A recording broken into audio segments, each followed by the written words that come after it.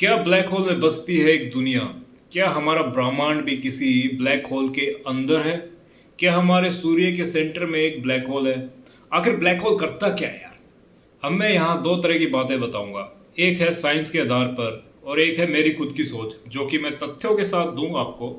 वैसे आपने ध्रुव राठी का ब्लैक होल वीडियो तो देखा ही होगा, जिसमें उन्होंने बताया कि एक बड़ी सी काली वस्तु है जो बहुत कुछ निगल लेती है, सब कुछ निगल लेती है। लेकिन क्यों और कैसे निगल लेती है, ये शायद बहुत कम लोग जानते हैं।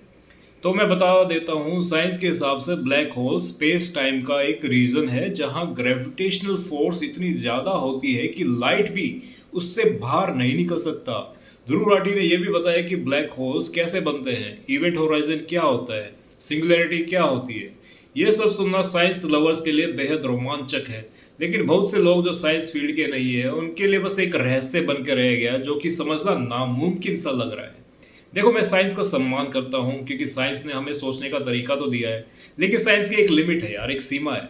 और वो ये है कि समय और इंतज़ार, यानी जब तक साइंस ब्लैक होल को पूरी तरह समझ चुका होगा तब तक हम बूढ़े हो जाएंगे, तब तक हम शायद जीवन में रहे भी ना हैं।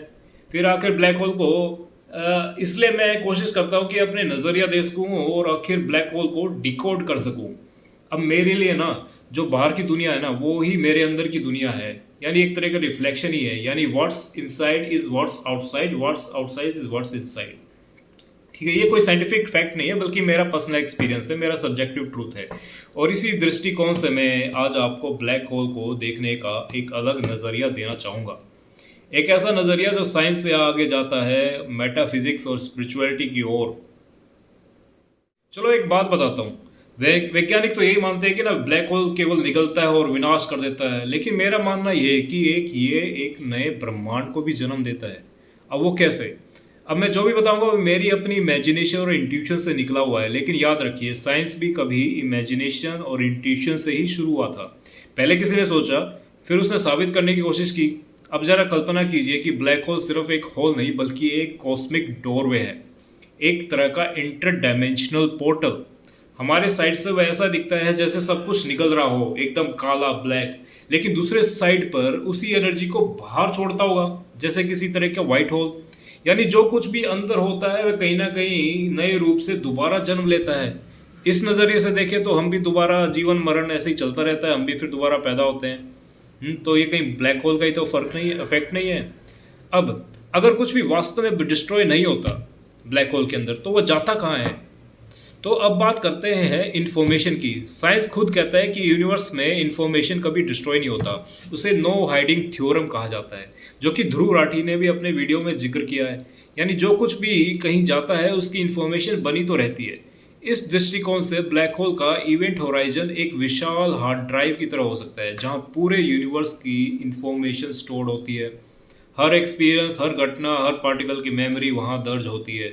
वैसे कुछ लोग इसे आकाशिक रिकॉर्ड्स भी कहते हैं, एक कॉस्मिक लाइब्रेरी जहाँ सब कुछ सुरक्षित है। मतलब ब्लैक होल चीज़ों को डिलीट नहीं करता, बल्कि स्टोर करता है किसी दूसरे फॉर्म में, जिसे साइंस अब तक समझ नहीं पाई हो। आखिर ब्लैक होल करता क्या है? क्या इसका कोई रिदम है, कोई पैटर्न है?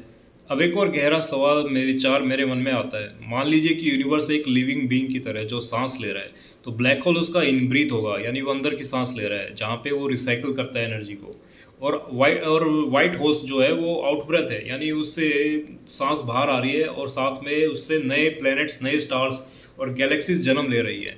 इस तरह क्रिएशन एक कंटिन्यूस साइकिल बन जाता है, जिसमें कॉन्ट्रैक्शन होता है, फिर एक्सपेंशन होता है। यही तो हिंदू शास्त्रों में बताया जाता है कि ब्रह्मा जो है एक सांस में ब्रह्मांड बनाता है और एक सांस में ब्रह्मांड को समेट लेता है। हालांकि हर सांस छोड़ने और लेने में अंतराल इतना होता है समय का कि वो बहुत ही विशाल है, उसे नापना नामुमकिन है ना। तो एक सवाल है और है जो मैं हमेशा साइंटिस्ट से पूछना चाहता हूँ। जब कोई स्टार या हमारा सन अपने अंतिम चरण में पहुंचता है, जब न्यूक्लियर फ्यूजन लगभग बंद हो जाता है, तो वह अचानक ब्लैक होल में क्यों बदलता है और कैसे बदल जाता है? तो आमतौर पे कहा जाता है कि सन एक विशाल गैस का गोला है जो हाइड्रोजन को हीलियम में बदलकर ऊर्जा पैदा करता है। अब ये सही भी लगता है, लेकिन ये मुझे पूरी कहानी नहीं लगती, पूरी चीज़ समझ में नहीं आती, क्योंकि सन आखिर में ब्लैक होल बन ही जाता है ना।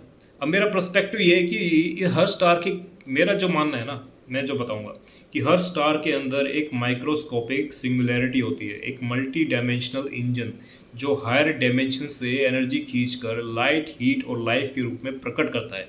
यानी स्टार सिर्फ खुद से नहीं चल रहा बल्कि एक गेटवे की तरह काम कर रहा है। जब स्टार कमज़ोर पड़ता है, उसका भारी फ्यूल खत्म होने लगता है, तब वह छिपी हुई सिंगुलैरिटी जो ब्लैक होल होता है मिनी, वो डोमिनेट कर लेती है और आगे चलकर ब्लैक होल बन जाता है। यानी ब्लैक होल अचानक पैदा नहीं होता, वह पहले से ही मौजूद होता है सन के सेंटर में, हिडन रूप में। शायद इसी कारण प्राचीन सभ्यताएं सूर्य को सिर्फ आग का गोला नहीं बल्कि एक चेतन शक्ति मानता है, एक, है ना। अब सवाल ये कि आखिर ब्लैक होल में कैसे एक दुनिया हो सकती है, कैसे हो सकती है भैया एक दुनिया। तो मेरा यहाँ पे थॉट एक्सपेरिमेंट ट्राई करना, ये कोई फाइनल ट्रूथ नहीं है बल्कि मेरी ये इंटरप्रिटेशन है। जैसे मैथ्स में ना एक दिलचस्प बात होती है कि भाई 2 पॉइंट है, ये 2 पॉइंट है, इसके बीच के डिस्टेंस को आधा कर दो, फिर आधा कर दो और फिर आधा कर दो और इन्फिनिटली इसको आधा करते जाओ, आधा करते जाओ, आधा करते जाओ। तो ये डिस्टेंस ना कभी जीरो नहीं होगी क्योंकि एक गैप हमेशा रहेगा। अब इसी आइडिया को ब्लैक होल पर अप्लाई करके देखिए। हमें लगता है कि जैसे ही कोई चीज़ ब्लैक होल में जाती है स्पेस खत्म हो जाता है, लेकिन क्या हो अगर स्पेस खत्म नहीं होता बल्कि स्केल बदल जाता है।